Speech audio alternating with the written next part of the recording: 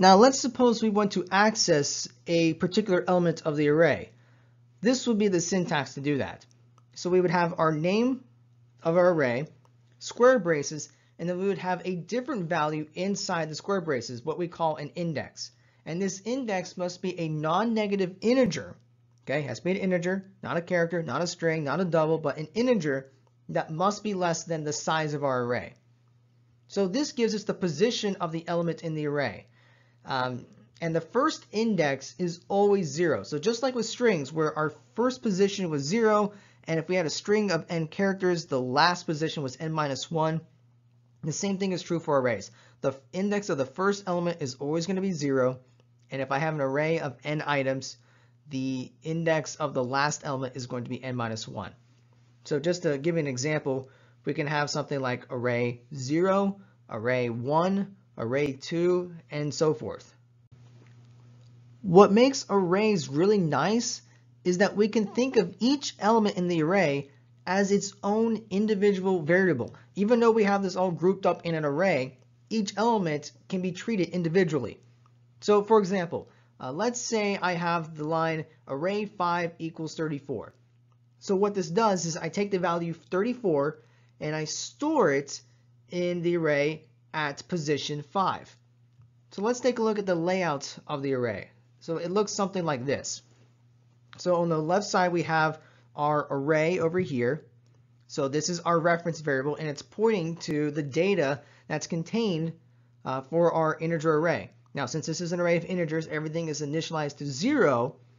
But with our line saying set array 5 to 34, that means that we are setting this value right here to 34. And we don't have to mess with any of the others. We just directly access this spot in the array. I don't have to make any changes to any of the other elements.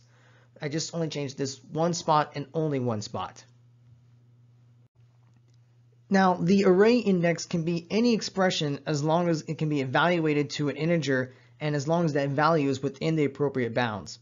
So let's go over a couple of examples. So let's say I have I and set it to 3. I can do array I equals 63. So that's going to say that I is 3, so I'm going to set array 3 to the value of 63.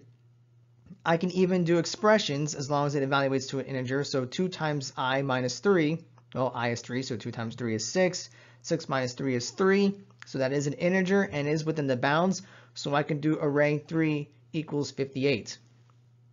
We can even use array elements in expressions. So since an array element can be treated as an individual variable, then I should be allowed to work with individual array elements in expressions as well. So I can do something like array 2 equals array 3 plus array 4. That's a perfectly valid statement. Now, when specifying the array size, there are a few ways that we can do this. So one way is to declare a final integer variable. So remember, final is a keyword that means it is a constant. We can't change it. I mean, you could also just use a normal integer, but making it final is usually a good idea. So let's give an example of this. So maybe we'll say final int size equals 10. So this size variable is going to be 10 and we can't change it. And I can just do int list equals new int size. Another approach is we could just ask the user. So for example, I could have an integer variable called size.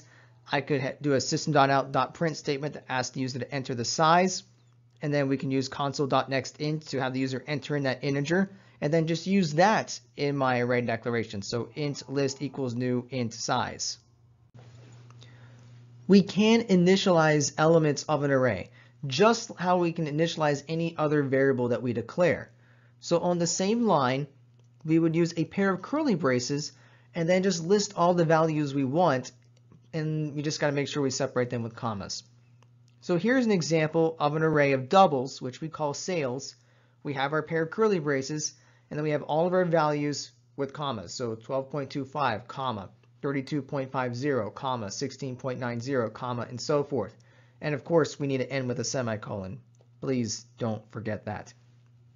This type of list is known as an initializer list. So the first value in this list would be stored at index 0. The second value would be stored at index 1, and so forth. So for example, sales 2 would contain the value 16.90. Now, to determine the size of the array, we will look at how many values we have in this list. So if we look at this example, we have 5 values in here. So that means the size of the array would be 5. If we wanted our array to be larger, we would need to include more numbers in the initializer list. And notice that if we declare and initialize our array at the same time on the same line, we don't need to use the new operator. That's because the initializer list will take care of creating the array object for us.